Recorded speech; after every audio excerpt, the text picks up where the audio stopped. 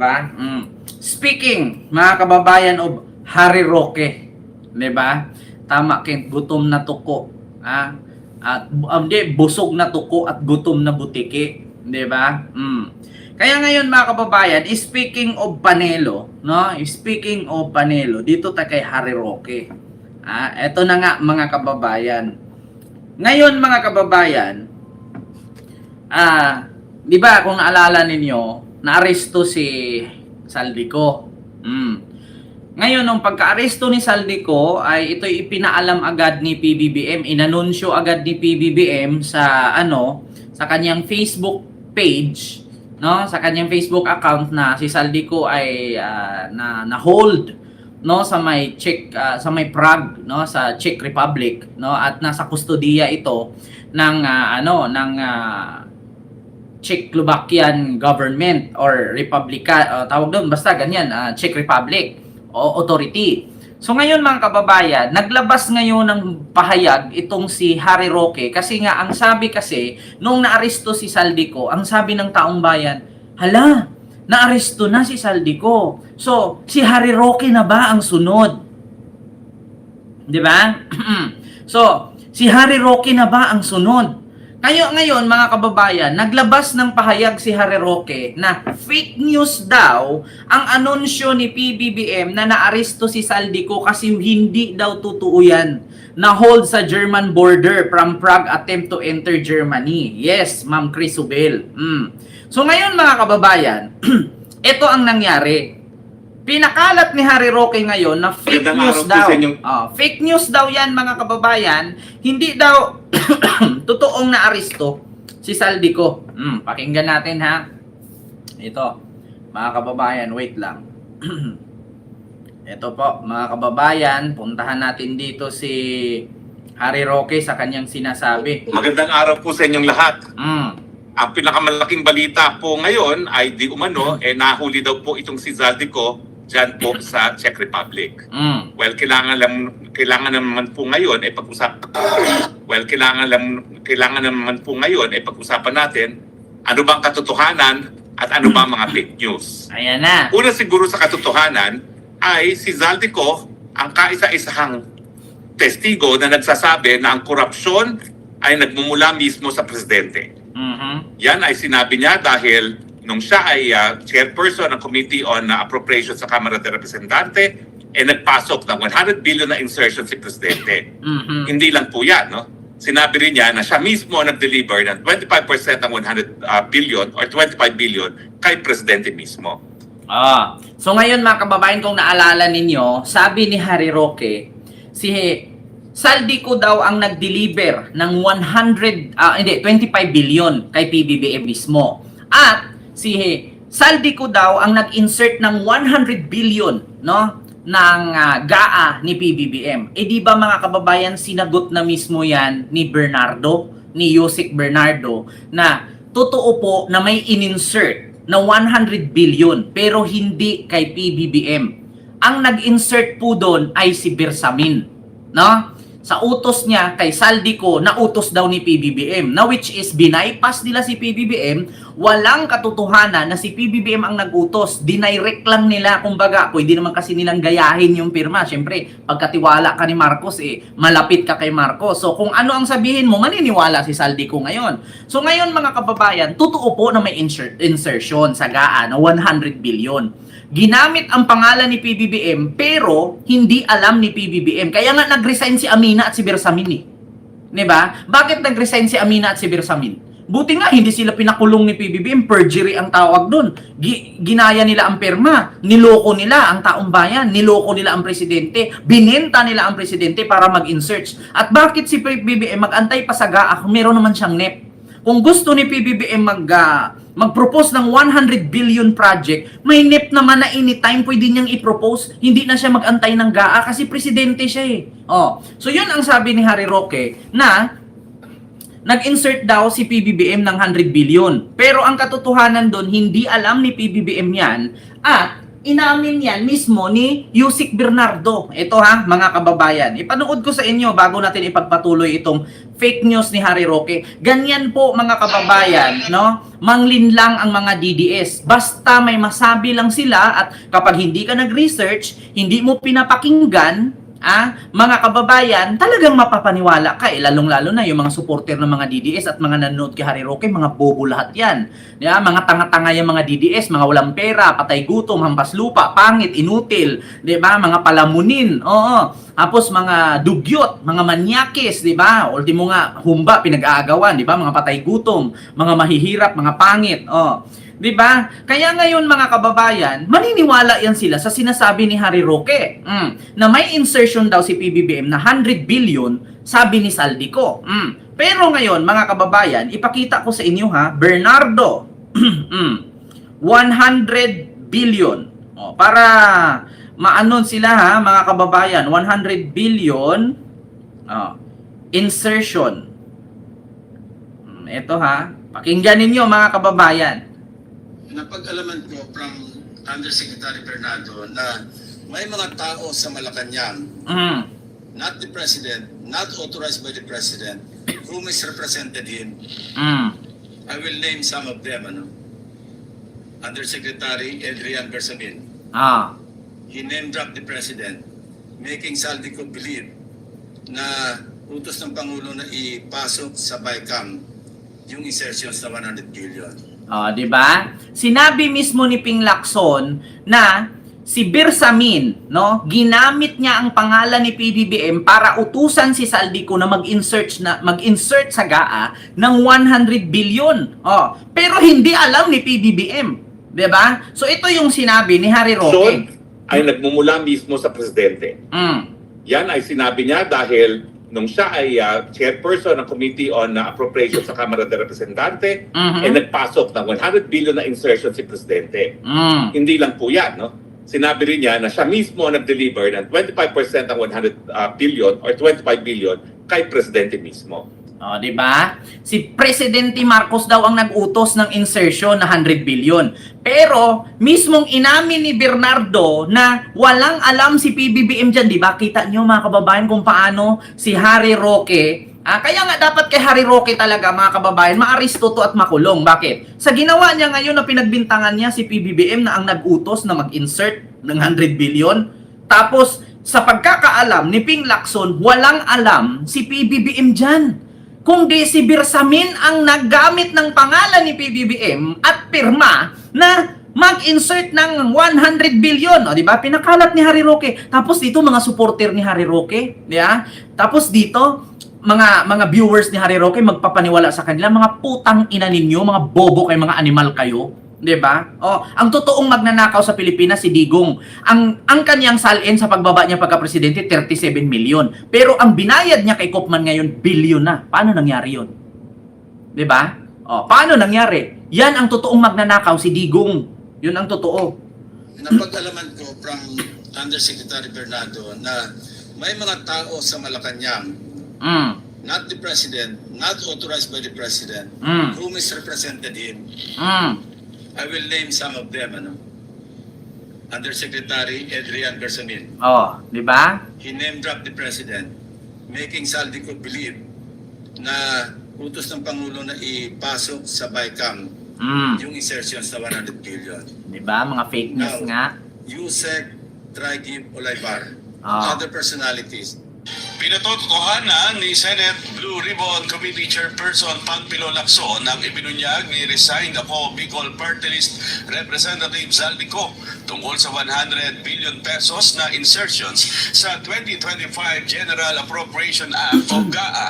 Ngunit pinabulaanan nito ang iba pang impormasyon na isiniwalat, kabilang na ang 25% na komisyon ng mano ni Pangulong Ferdinand Marcos Jr. sa naturang insertions sa national budget. Ayon kay Lacson, nakatanggap siya ng tawag mula sa kampo ni dating Department of Public Works and Highways o DPWH Undersecretary Roberto Bernardo matapos mapanood ang video ni Saldico sa social media.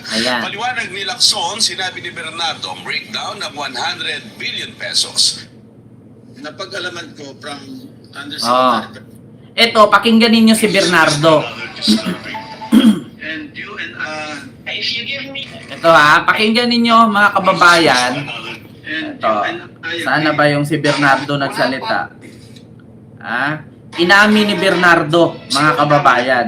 Bilang opisyal ng pamahalaan ang ginamit ang pangalan ni Pangulong Bongbong Marcos para sa budget insertion sa 2025 national budget. Ayon kay Senate President Pro Tempore Panfilo Lacson, nalaman din nila ni Senator Sherwin Gatchalian na totoong may isiningit na 100 billion pesos. Anya, hindi totoo ang sinabi ni Con na nag-deliver ng 25% na kickback para kay Pangulong Marcos. Sinabi niya ni dating DPWH Undersecretary Roberto Bernardo na misrepresented ng Pangulo o may mga personalidad sa Malacanang na hindi otorisadong katawanin ng Pangulo. napag-alaman ko from Undersecretary Bernardo na may mga tao sa Malacanang, not the President, not authorized by the President, who misrepresented him. I will name some of them. Undersecretary Adrian Bersamin. He name-dropped the President. Rawa Vlog, maraming Making salamat po sa sabi ko super chat. na Thank you po. utos ng Pangulo na ipasok sa BICAM yung insertion sa 100 billion. Now, Yusek, Traigip, Olaybar, other personalities, Si dating Presidential Legislative Liaison Office Undersecretary Adrian Carlos Bersamin at DepEd Undersecretary Troy Kim Olaybar ay parehong nagbitiw na sa pwesto. Si Bersamin ay apo ni dating Executive Secretary Lucas Bersamin. Ayon kay Lacson, binanggit ng tama ang pangalan ng Pangulo kaya napaniwala si Con na ang pera ay para sa Pangulo kung saan sa 100 billion pesos ay 81 billion pesos ang napunta sa DPWH habang ang 29 billion pesos ay sa iba pang ahensya. Si Bernardo rin naman ang humawak ng nasa 52 billion pesos ng 81 billion pesos pero hindi hinatid sa Pangulo kundi kay Olayvar na nakakuha ng 8 billion pesos na halaga ng kickback at sa pagkakaalam umano ni Bernardo ay may hati din dito si Adrian Carlos Bersamin. May O, 1 diba? Kita ninyo? Ang 100 billion insertion, ang 51 billion na kay Bernardo. Yung 80 billion ay nasa DPWH na bagsak. Yung 20 billion ay nasa ibang ahensya. Di natin alam baka nasa DepEd, nasa DOH, basta nalipad yung 20 billion. Yung 80 billion nasa DPWH. Yung 51 billion sa 80 billion ay na kay Bernardo. At yung 25% napunta kay Olaybar, no? At yung 1 billion napunta kay Bersamin. Oh. So ibig sabihin, walang napunta kay Pangulong Bongbong Marcos. Dito sa pinakalat ni Harry Roque ngayon na si PBBM ay hinatira ng 25 billion, fake news. Continue. At ang mga pwede mag-corroborate dyan, yung mga text messages ngayon na linabas at unang isinapubliko ni Congressman Leandro Leviste, no? So, yung mga text messages na pinakita ni Leandro Leviste, nilabas na ni Leandro yan. Ngayon, nung nilabas siya ni Tinio, naalala nyo mga kababayan, ito, i-demo natin. Di ba naglabas si Leandro, si Leandro at saka si Erice ng may text message daw galing kay Bersamin, utos ni PBBM. Pero ending, nung tinanong na itong si Leandro, ang sabi niya, galing daw kay Tinio. Nung tinanong naman si Tinio, itanong nyo kay Leandro. Nagtuturuan na sila. Eto, mga kababayan. Tinio, text message ni Bersamin. Ito mga kababayan, para malaman ninyo May palitan umano ng text message sina Pangulong Bongbong Marcos at dating Undersecretary Adrian Bersamin Ayan sa kickback sa flood control. Ayon sa nagsiwalat itong si Representative Nanay Antonio Minda, hello po. na isa sa nag-endorso ng impeachment complaint laban kay Marcos, lumalabas na bagman ng Pangulo si Bersamin. Depensa naman ng palasyo, wala itong katotohanan. At nakatutok si Tina Panglibantere. Pinatay at inilibing na ng Kamara kahapon ng impeachment complaints laban kay Pangulong Bongbong Marcos. Pero hindi pa sumusuko ang Makabayan Bloc na nag-endorso sa pangalawang reklamo laban sa Pangulo. Pinag-aaralan daw ng grupo kung paano pa magagamit bilang ebidensya laban sa Pangulo ang umano'y palitan nito ng text messages kay dating PLLO Undersecretary Adrian Bersamin noong nakaraang taon. Mga komunikasyon sa pagitan mismo ng Pangulo at saka ni Undersecretary Adrian Bersamin. Ang lumalabas talaga ay siya yung personal runner, ibig sabihin utusan, bagman, Bersamin. Complete na po ang 7.122 delivery sa akin. Tapusin ko po computation today. That was March 24, from July 10, 2025. Ito nga yung nagpapabot si Bersamin na meron pong cash delivery. Dadalhin natin sa 2 billion, dadalhin sa Nara residence. Okay? At ang sabi naman ng Pangulo, quote, sasabihan ko si June Baris. Quote. Sabi ni Tino, pwedeng ibangga ang umano'y text messages na ito sa pahayag noon ni dating DPWH Undersecretary Roberto Bernardo. I-correlate natin ito dun sa salaysay naman ni Bernardo na in March, meron siyang kinomplete na mga deliveries, including one delivery of is it around 2 billion, ganon, in an armored van, di ba? Nang tanungin kung sino ang nagpakita sa kanya ng messages, sabi ni Tino, Isa nga po si Congressman Liviste sa sources. Yes. Ipapakita rin niyo po ba sa amin yung pong text messages? Ako? Apo. Well, you know, it's better that, for example, Congressman Liviste, Ayan, nagtuturoan na. because he can explain the Diba? Ang nagbigay daw sa kanya ng text message si Libiste. Ngayon, nung ipakita ba daw niya sa media ang text message, sabi niya, si Libiste ang tanungin ninyo. Kita ninyo, mga kababayan. Ngayon, nung pagdating naman kay Libiste, ang sabi naman ni Libiste, kunin ninyo kay Tinyo. O, diba? Nagtuturuan sila, mga kababayan, kasi ang totoo talaga na text message na yan ay kay Bersamin at kay Bernardo. Kasi si Bernardo at si Bersamin lang naman ang nag-usap na yan. Walang kinalaman si PBBM. finance of these records. Ayan Siya na. mas makakapagpaliwanag kung paano napasakamay sa kanya niya Diba? Utal-utal na siya. mga records na ito. ayon pa kay Tino, alam rin daw ito ni Representative Egay Erice at iba pang kongresista. Sinisikap namin kumpirmahin ito kay Leviste. Pero ipinadala lang niya ang kanyang social media post na nagsasabing sa mga nagtatanong kung totoo bang may hawak siyang ebidensya, panoorin na lang daw ang mga pahayag ni na Representative Antonio Tino at Egay Erice. O, diba? Sa isa namang text message, kinumpirma ni Erice na ipinakita nga ni Leviste ang sinasabing text messages ng Pangulo at ni Bersamin. Sabi ni Erice, natakot daw si Bersamin na maging fall guy, kaya gumawa raw ito ng affidavit sa bahay ni Leviste sa Taal, Batangas. Ipinakita pa raw sa kanila ni Leviste ang CCTV footage ng pagdating ni Bersamin kasama ang ilang umano'y mga abogado. Ayan. Nais ngayon ng Makabayan Block sa Kamara na maggamit ang mga ito sa mga investigasyon. Diba? Nagtuturuan sila kasi hindi naman talaga nila alam kung kaninong usapan yun. Kasi ang totoong nag-usap nun, si Bernardo at si Bersamin.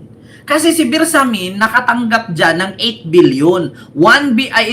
Doon kay Bersamin 1 billion lang. And the rest, itong isa pa, 8 billion. And the rest, si Bernardo na nag-distribute kung saan-saan. May nabigyan pa nga siya isang politician dyan, 20 million ata kay sino ba yung nabigyan niya? Basta marami yan sila, mga kababayan.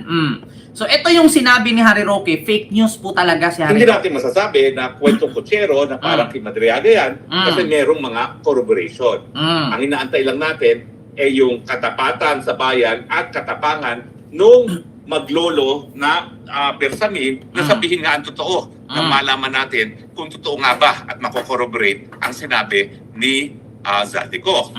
Pero sinabi rin ng mga 18 Marines na sila mga pinaputusan ni Zaldico para mag-deliver ng sangkatutak na pera. Ayan na At naman. alam naman nila kung saan nila dineliver at kung kanino dineliver ang mga salaping ito.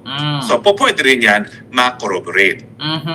Pero ngayon po, ang balita ay naaresto na ba si Zaldico? Well, ano na naman ang facts at ano na naman ang fake news? Ang facts ay siya ay nasa Europa. Ang fact ay meron siyang Philippine passport. Ang fact ay ang Sandigan Bayan ay nagkansila ng kanyang passport. Ngayon, ano ngayon ang sinasabi ng Malacanang? At walang iba pa kundi ang presidente nagsalita. Ang sinasabi niya, unang-una, napahuli daw nila si Zaldico. Bogo, walang sinabi si PBBM na napahuli. Ang sinabi lang ni PBBM, na hold si Zaldico kasi walang kumpletong dokumento. Wala siyang sinabing nahuli na. Dahil sa kagagawa ni PBBM, wala siyang sinabing ganun na dahil kay PBBM. Napahuli daw nila si Zaldico. Ah. Well, katotohanan mo ho yan o hindi? Mm. Well, ngayon, nagbigay linaw na itong si Interior Secretary John Vic Remulla, hindi po Philippine government ang nagpa-aresto.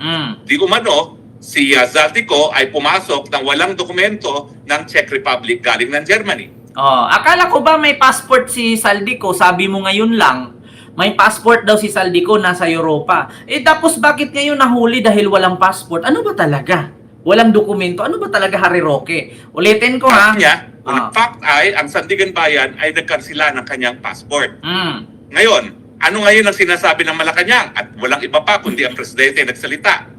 Ang sinasabi niya, unang-una, napahuli daw nila si Zaldico. Well, katotohanan mo ho yan o hindi? Well, ngayon, nagbigay linaw na itong si Interior Secretary John Vic Remulla, hindi po Philippine government ang nagpa-aresto. Di umano, si Zaldico ay pumasok ng walang dokumento ng Czech Republic galing ng Germany. Ibig sabihin, ang fact na alam natin ay yung Sandigan Bayan ay pinakasila kanyang passport.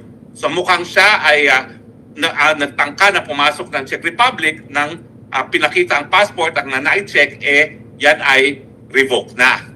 So talagang dahilan yan para siya ay ma-detain ng immigration authorities at kung hindi siya hihingi ng asylum, yan ay dahilan para magkaroon ng summary deportation.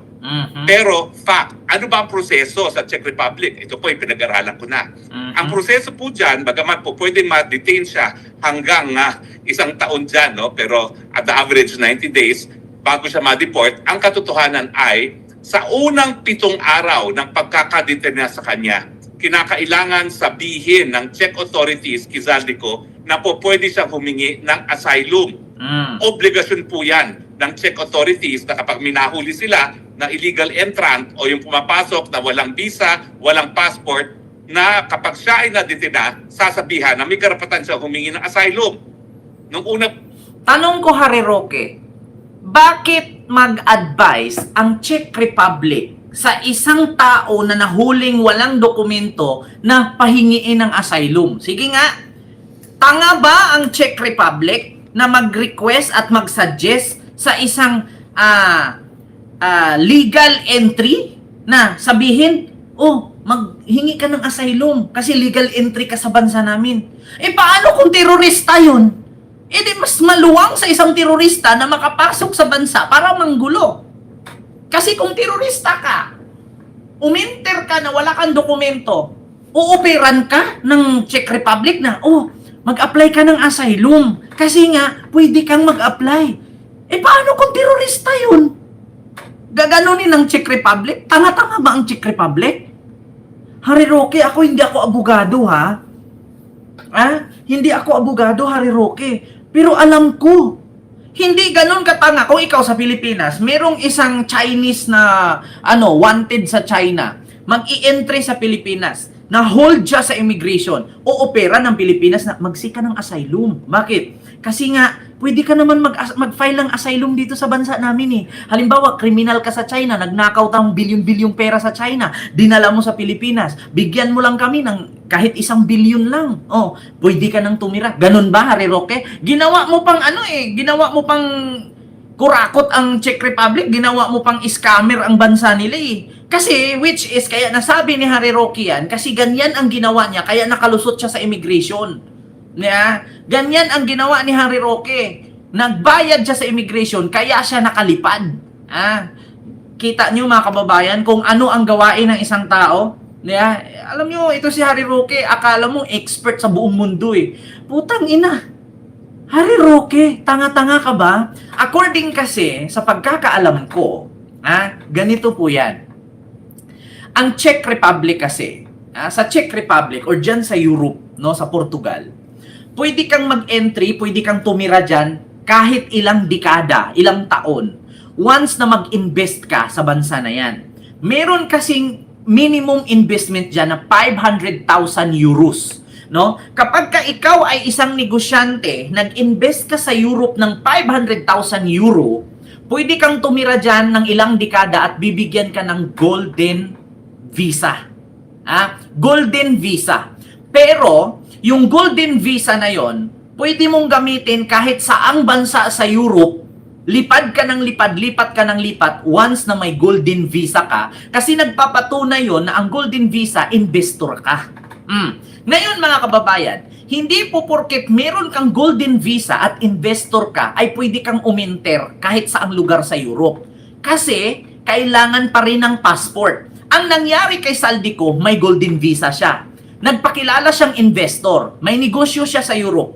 Meron siyang negosyo na 500,000 euro plus. Tapos binigyan siya ng golden visa. Ang problema lang, wala siyang passport. Kaya yung golden visa na yan, walang kwenta hanggat walang passport. Kasi yung golden visa mo, para kang nag-audition sa The Voice. Para kang nag-audition sa America's Got Talent. Makapasok ka dyan, bibigyan ka nila ng golden ticket. Pasok ka na sa singing contest. Pero ang problema, kung wala kang pangalan at boses, hindi ka po pwedeng bigyan ng golden ticket or golden visa. Ang problema kay Saldico, magagamit ba niya ang golden visa niya? Yes, kahit saan lugar sa Europe. Ang problema lang, wala siyang passport. Kaya walang kwenta ang golden visa. 'Di ba? Kaya walang kwenta ang golden visa. So sa madaling salita, kaya siya na-trap. So ngayon, sabi ni Harry Roque, i-offer daw ng Czech Republic 7 days na mag-file siya ng asylum. Bakit i-offer ng Czech Republic yun sa isang tao na illegal entry? Paano kung terorista yung nag-illegal entry doon? Diba?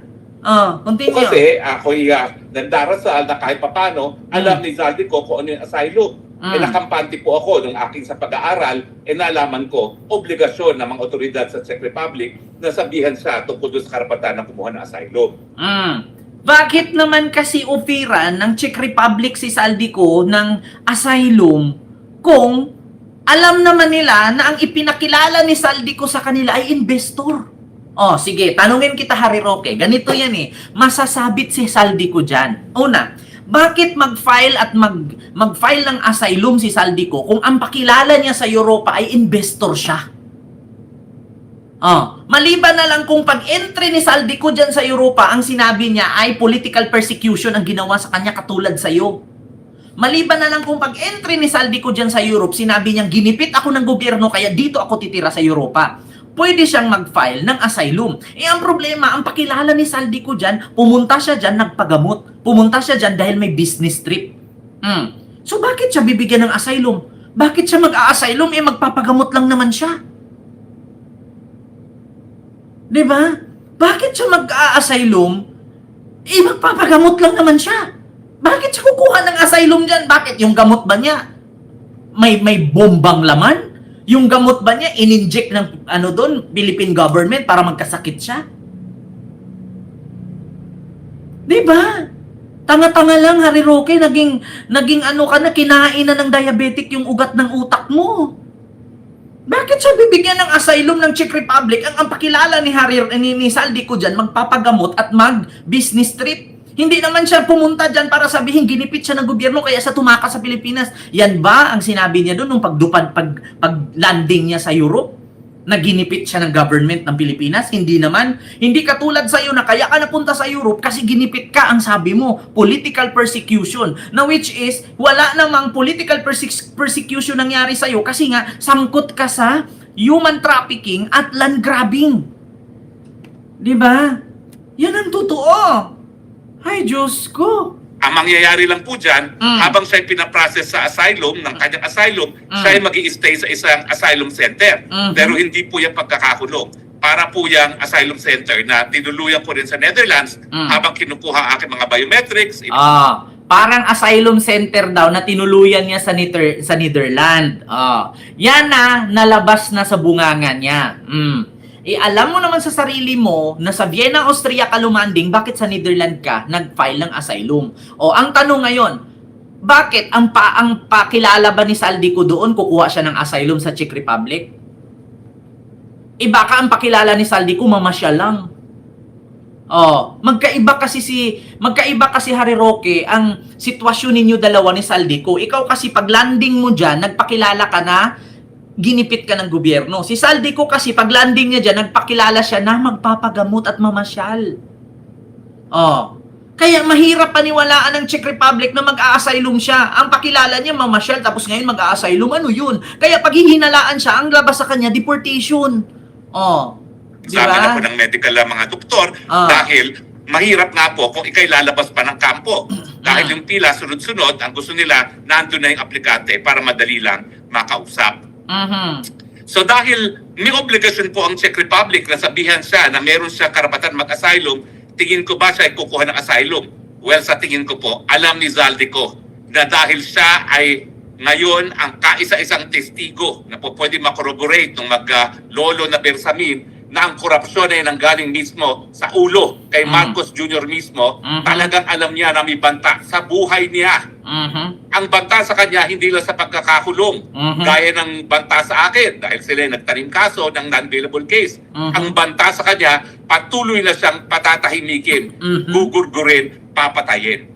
At yan po ay napakalakas na basihan para magkaroon ng asylum. Ang tanong ko lang is gaya na nangyari sa akin, saan ba nag-issue ang kanyang visa sa Shenzhen? Ayun Dahil lang. pagkaman pwede siya humingi ng asylum sa Czech Republic, kung hindi naman Czech Republic ang nag-issue ng kanyang visa, papupuntahin pa rin siya doon sa lugar na nag-issue ng kanyang visa. Di ba? Ayan pala Harry Roque, pinaliwanag mo, tanga-tanga ka eh. Paano siya ofira ng asylum ng Czech Republic kung hindi naman siya unang naglanding sa Czech Republic? Di ba ikaw, unang landing mo pagdating mo sa Europe, di ba Vienna, Austria? Anong ginawa sa'yo ng Netherlands? Sinipa ka, pinapabalik ka sa Vienna. Kasi sa Vienna ka dapat mag-apply ng asylum. Kaso lang, tapos ka nang nakapag-apply sa Netherlands, kaya hindi ka na pwedeng mag-apply sa Vienna. Kaya ngayon, ang nangyari sa'yo, huwag ka rin sumubok na tumawid ng ibang border kay mahuhuli ka rin. Di ba? Alam nyo na. Bakit si Saldico ofira ng asylum ng Czech Republic kung sa Portugal siya unang dumating? Di dapat sa Portugal siya magkuha ng ng asylum. Kasi doon siya binigyan ng visa sa Portugal. Bakit doon siya sa Czech Republic kukuha ng asylum? Ginawa mong tanga si Saldico eh. Which is yan ang ginawa mo. Sa Vienna, Austria ka naglanding, pero sa Netherlands ka nagkuha ng asylum. Ngayon, sinipa ka ng Netherlands kasi hindi po pwedeng kumuha sa Netherlands na hindi ka naman doon naglanding kasi doon ka sa Vienna, Austria. Ngayon, ang pangalawa pa, hindi ka na pwedeng kumuha ng asylum sa Vienna, Austria kasi nga nakapagkuha ka na sa Netherlands. Diba? Inireject ka na doon, hindi na po pwede. Parang impeachment ba? Kung na bangga nyo at nalabag ninyo ang 1-year ban rule, so hindi ka na pwedeng kumuha ulit. Mag-antay ka ng another 1 year. So Harry Roque, saan ka unang pumasok na portal? Di ba Vienna? Si Saldico saan unang pumasok na portal? Di ba Portugal? Doon siya sa Portugal kumuha ng asylum. Bakit sa Czech Republic? Tanga-tanga ka pala eh. Pero sa akin, walang kaduda-duda. Yung pagiging whistleblower niya, yung pagsabi niya na Marcos Sr. mismo Paano maging whistleblower si Saldico? Sa Pilipinas, pwedeng sabihing whistleblower siya. Pero sa Czech Republic or sa Portugal, walang pakialam sa batas ng Pilipinas ang Portugal at Czech Republic. Hindi yan papakinggan na sabihing whistleblower ako, ganyan-ganyan ako. Anong pakialam namin sa'yo? Hindi ka naman taga-Portugal. Anong pakialam namin sa'yo? Hindi ka naman Czech Republican, hindi ka naman German. Diba? Tanga-tanga to si Harry Roque. May malinlang ka lang eh. Kaya minsan itong mga viewers ni Harry Roque, mag-search kayo mag-aral kayo para hindi kayo malinlang dito sa bunganga nitong kinain na ng diabetic yung utak niya. John, dito sa flood control at sa DPWH, yan po ay... anong kinalaman dyan sa Czech Republic at sa Portugal dyan sa flood control at DPWH na issue na yan? Baka sasabihin lang ng Portugal, pakialam namin dyan sa issue ninyo sa inyong bansa. Wala naman kami flood control dito. Wala namang, hindi nga namin alam kung ano yung DPWH. Tanga-tanga ka pala eh.